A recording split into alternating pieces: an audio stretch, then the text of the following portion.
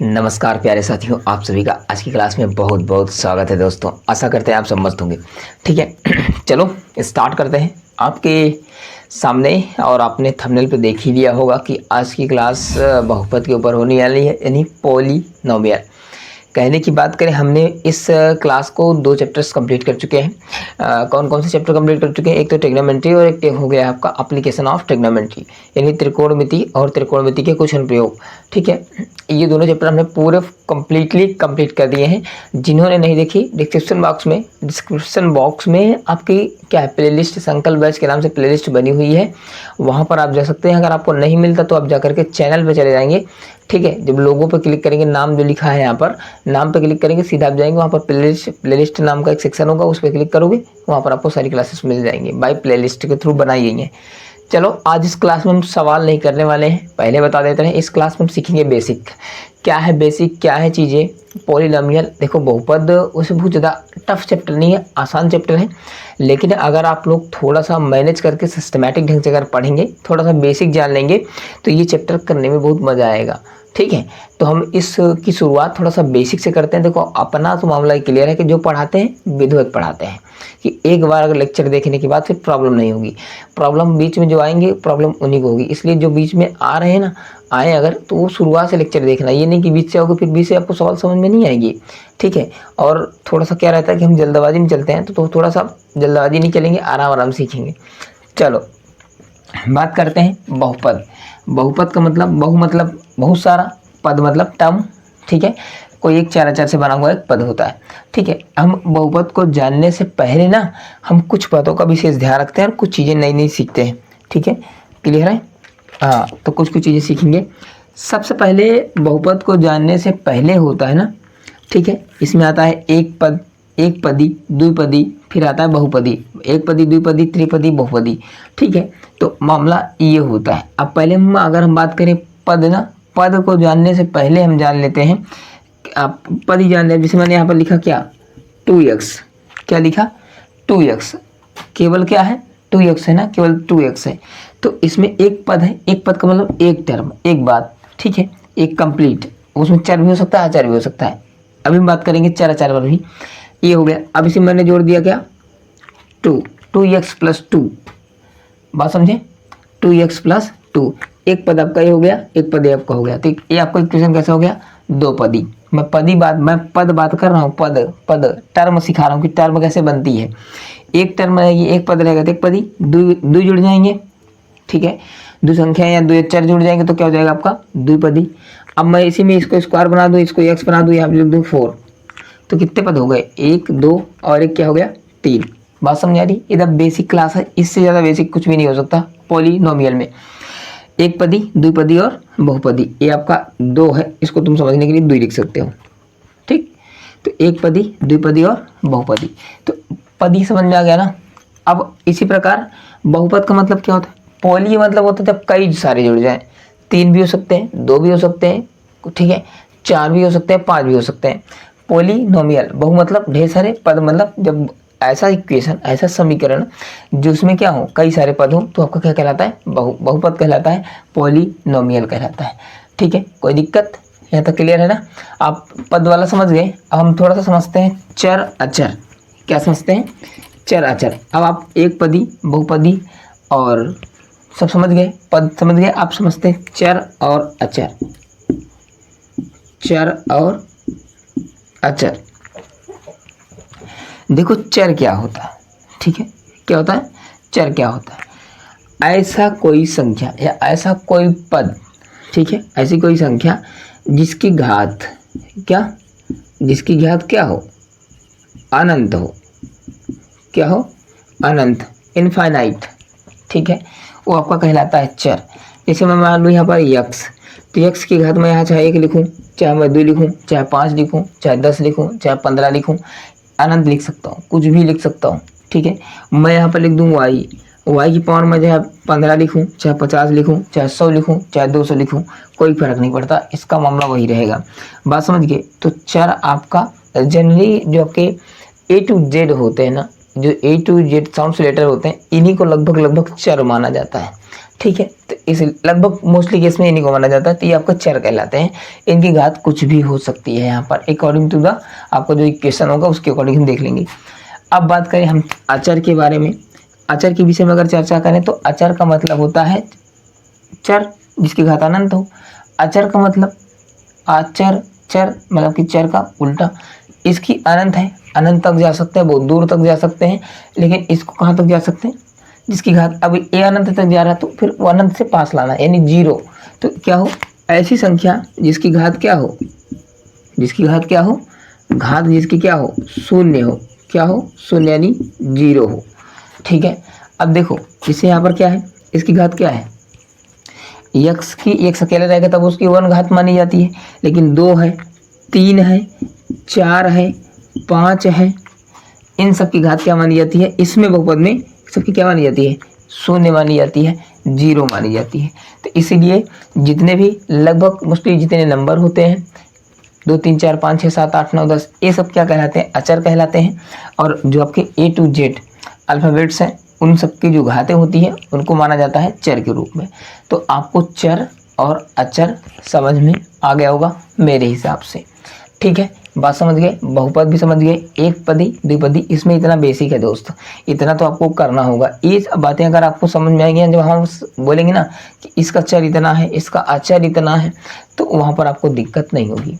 चलो आप लोग चर अचर ये सब सीख गए। चलो अब थोड़ा सा हम बात करते हैं इसके विषय में, किसके विषय में, बहुपद के विषय में। देखो अब कहोगे कि हमें बहुपद दिखेगा कैसे, हम कैसे पहचानेंगे कि ये बहुपद है। ठीक है, देखो बहुपद में हमें घात नहीं देखनी, समझ रहे हो ना। अगर बहुपद की आप पहचान ही करने चाहते हो, इसे यहाँ पर आपको पहचान करने की कोई आवश्यकता नहीं है। बहुपद का मतलब जिसमें एक से ज़्यादा पद हो वो आपका क्या कहलाएगा, बहुपद कहलाएगा। मैं तुम्हारे सामने यहाँ पर लिख दूँ 2x, क्या लिख दूँ 2x, क्या है बहुपद है, तो आप तुरंत कहोगे नहीं। मैं यहाँ पर लिख दूँ 2x + 5, तो क्या आपका बहुपद है, यस है, क्योंकि एक से ज़्यादा जैसे हुआ वैसे ही क्या कहलाएगा आपका। ठीक है, मोस्टली 2 है तो द्विपदी, 2 है 3 है 3 पदी, अब 4 से ज़्यादा लगभग हो जाएगा फिर आपका बहुपदी। अब इनकी घात हो तो अगर आ जाए स्क्वायर तो क्या माना जाएगा आपका। खास करके हम बहुपद को भी किससे चेक करते हैं, स्क्वायर से। कि अगर देखो यक्स क्या है, यहाँ पर चर है, चर की पावर 2 3 4 5 6 7 8 अगर आ जाए तो क्या होगा आपका, बहुपद ही माना जाता है, पॉलिनोमियल माना जाता है। बात समझ गई, यहाँ तक बात, बहुपद समझ गए, चर अचर समझ गए, सारी बातें मेरे हिसाब से सारी क्लियर हो रही होंगी। अब देखो ध्यान से और समझते हैं। अब अगर हम बात करें बहुपद, तो बहुपद आया कहाँ से है। आप लोगों ने अगर क्वाड्रेटिक ज्योमेट्री पढ़ी होगी, अगर मैं बात करूँ निर्देशांक ज्यामिति पढ़ी होगी, तो उसमें आपका आता है एक एक्स अक्ष और एक आता है आपका वाई अक्ष। ठीक है, मैं थोड़ी सी चर्चा उसके विषय में कर रहा हूँ, ज़्यादा नहीं करूँगा, बेसिक क्लास में तो कर दे रहा हूँ। ठीक है, अगर ये बहुपद है ना, तो बहुपद का जो मानक समीकरण होता है, बहुपद का मानक समीकरण तो एक्स अक्ष पे होता है। मैं जैसे अगर बहुपद का मानक समीकरण मानूँ P x polynomial into x, x के टर्म में आपका समीकरण बनेगा, तो इसका मानक समीकरण होता है ax² + bx + c। ए एक्स अक्ष पर मानक समीकरण है, ठीक है, वाई अक्ष का है, किस पे है, वाई अक्ष का है, वाई अक्ष का है। अगर मैं एक्स अक्ष का मानूंगा तो ay² + by + c। बात समझ गए, एक्स अक्ष पे वाई अक्ष निकलता है और वाई अक्ष पे एक्स अक्ष होता है। एक्स अक्ष पे हमेशा वाई अक्ष 0 होगा और वाई अक्ष पे हमेशा एक्स अक्ष 0 होगा। कैसे, आप देखो ध्यान से, जैसे यहाँ पर हमने इसको ले लिया, ठीक है, जहाँ दोनों अक्ष मिलते हैं उसको कहते हैं मूल बिंदु, वहाँ पर दोनों पॉइंट क्या होती हैं, 0 होती हैं। कहने का मतलब ये आपका वाई अक्ष है, जो लंबवत दूरी होती है उसे वाई अक्ष कहते हैं, जो आपको क्षैतिज दूरी होती है उसे कहते हैं एक्स। ठीक है, क्लियर है। एक्स की डायरेक्शन इधर प्लस ली जाती है, इधर माइनस ली जाती है, वाई की डायरेक्शन ऊपर प्लस ली जाती है, नीचे माइनस ली जाती है। बात समझ गए ना।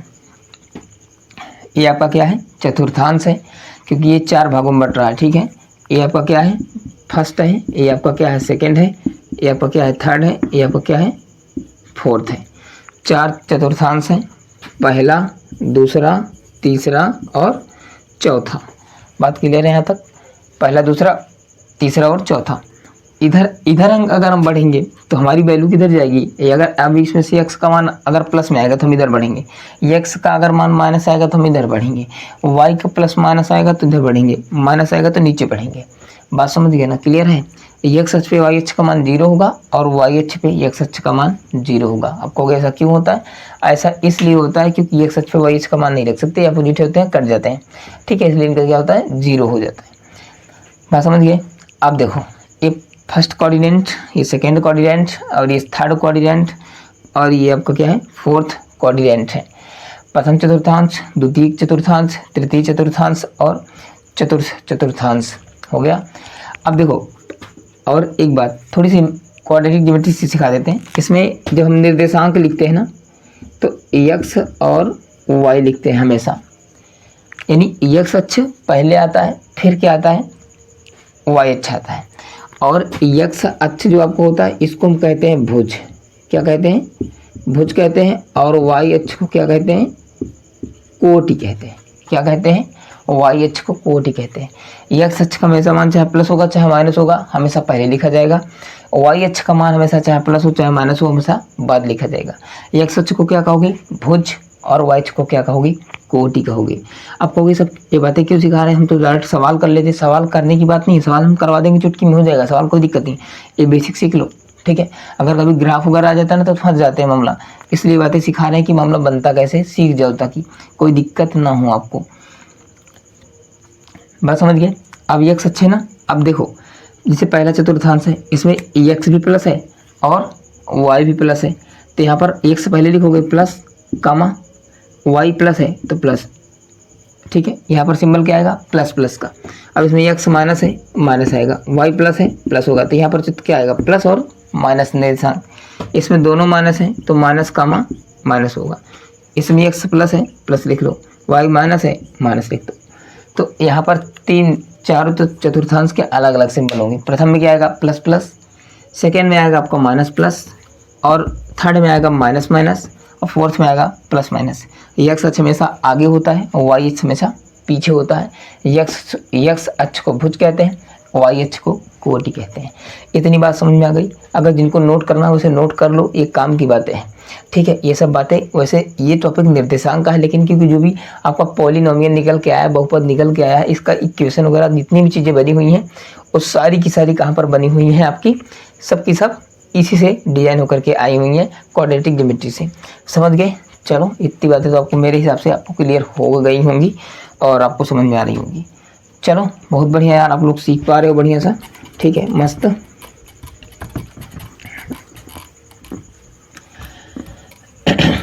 चलो बस करें यहाँ तक, कोई दिक्कत तो नहीं होनी चाहिए मेरे हिसाब से। अब इसमें हम सवाल करेंगे सीधा एक्सरसाइज के हिसाब से, तो थोड़ा सा मज़ा आएगा इसमें करने में। मेरे हिसाब से तो ये काम हो गया है।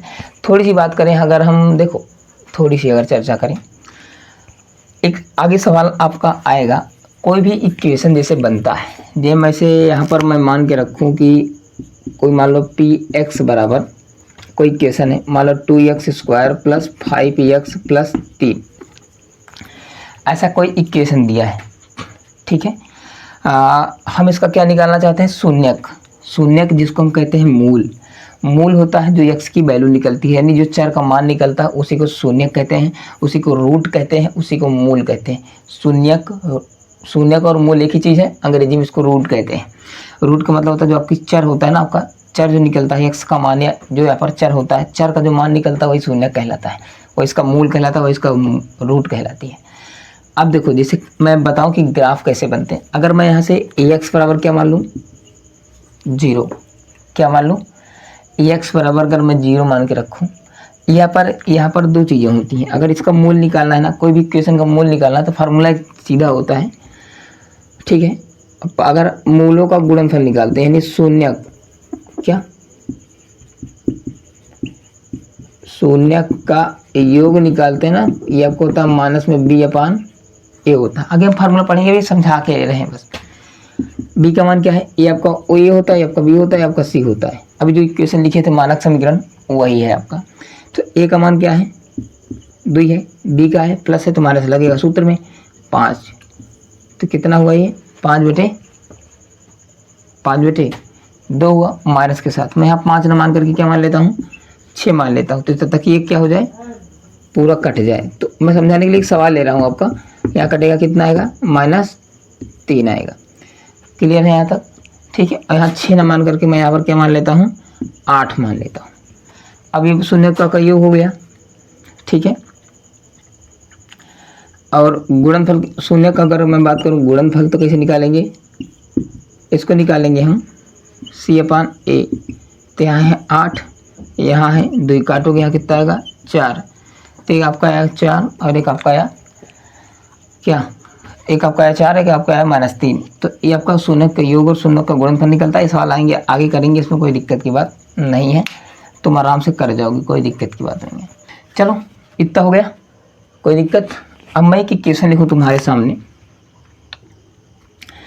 जैसे कोई ग्राफ आ जाए, क्या आ जाए, कोई ग्राफ आ जाए और ग्राफ से हमें शून्यक निकालना है। वो तो फार्मूला था, ग्राफ से कैसे शून्यक निकालते हैं इसको हम डिटेल से कल की एक्सरसाइज में करेंगे, तो डिटेल से करेंगे, लेकिन आज बेसिक बातें सीख लो।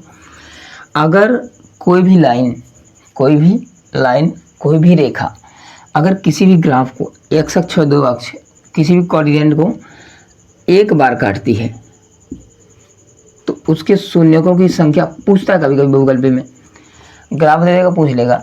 अगर कोई लाइन एक अक्ष को एक बार काटती है तो उसके कितने शून्यक बनेंगे, 1। अगर यही घूम करके आए 2 बार काट दे तो कितने शून्यक की संख्या कितनी बन जाएगी, शून्य कितने निकलेंगे, 2। अगर यही संख्या काट करके 3 बार काट दे तो शून्यकों की संख्या 3 हो जाएगी।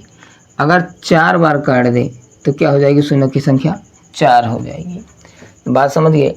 हाँ। अब जैसे मैं यहाँ पर लिखूँ ऐसे, कई बार काटी, 1 2 3, तो इसके शून्य की संख्या कितनी हो जाएगी, 3। मैं यहाँ पर लिखूँ कई बार काटा, 1 2 3। ठीक, ये आपका होगा। मैं यहीं पर कर लिखूँ ऐसे, कई बार काटा, एक अक्ष को 2 बार काट रही है, तो यहाँ पर तब आपका क्या हो जाएगा, 2 हो सकता है। तो कहने का मतलब है ये आपका एक्सरसाइज पहले में हम इसको करवा देंगे, उसे अब तुम कर ही जाओगे यार इसको, क्योंकि आप समझ गए ना कि शून्य की संख्या कितनी है आपकी जब भी निकालना है, क्योंकि जब को पहले एक्सरसाइज उसमें शून्य की संख्या ही तो निकालनी है, 3-4 फिगर दिए गए हैं और वहाँ से मैंने बता दिया कि कोई भी बार, कोई भी रेखा, कोई भी लाइन, कोई भी कर्व जो है, ठीक है, कोई भी वक्र जो है, किसी भी अक्ष को जितनी बार काटेगा उसके शून्यकों की संख्या उतनी ज़्यादा होगी। हम कल इसको डिटेल से करवाएंगे, कैसे काटता है, क्यों काटता है और किसके शून्य 1 जितनी बार काटा उतनी बार 1 होता है, 1 बार काटा तो 1 बार, 2 काटा तो 2 बार, 3 काटा तो 3 बार, कैसे ये होता है कि ग्राफ कैसे बनते हैं और इसमें से कैसे बनते हैं। देखो ये डिटेल से करना है, हम लोग जब भी करवाते हैं पूरा डिटेल से करवाते हैं प्रॉपरली आपको, ताकि समझ में आए। पूरा जोश और जुनून के साथ, पूरी ताकत के साथ लगा दो पढ़ने में, जी जान लगा दो। फरवरी में पेपर है, अक्टूबर चल रहा है दोस्त, अक्टूबर नवंबर दिसंबर 4 महीने बचे हैं, 4 महीने में पूरी मैथ खत्म करनी है। 2 चैप्टर कंप्लीट हो चुके हैं, बचा आपका सिर्फ और सिर्फ क्या है, 13-14 चैप्टर बचे हैं, रगड़ देंगे, तसल्ली से, टेंशन नहीं लेना, आराम से पूरा करवा देंगे, तुम लोग टेंशन तनिक मत लेना। और सिलेबस से पढ़ना, जो चीज़ें हैं वही पढ़ाएंगे, बाकी एक्स्ट्रा कुछ भी नहीं पढ़ाएंगे, एग्जाम ओरिएंटेड पढ़ाएंगे पूरी ताकत के साथ, पूरे जुनून के साथ। आशा करते हैं कि आपको ये क्लास बहुत बढ़िया लगी होगी। बेसिक था थोड़ा सा, हमने कहा कि थोड़ा सा करवा देते हैं। अब ये कल की क्लास में आपको प्लस मिलेगा, पॉजिटिव मिलेगा और अच्छा मिलेगा और आप लोग सीख पाओगे। ठीक है, चलो आज के लिए इतना ही करते हैं। बाकी जिनकी क्वेरी हो कमेंट सेक्शन में अपनी कमेंट जरूर लिख दिया करो, ताकि हमें भी कोई दिक्कत परेशानी ना हो, आपके डाउट सॉल्व कर सकें। और दोस्तों तक थोड़ा सा शेयर कर दो यार, मज़ा नहीं आ रहा है। ठीक है, पढ़ो बस अकेले दी जान से। चलो मिलेंगे अगली क्लास में, तब तक के लिए जय हिंद, मस्त रहो, पढ़ते रहो, आगे बढ़ते रहो।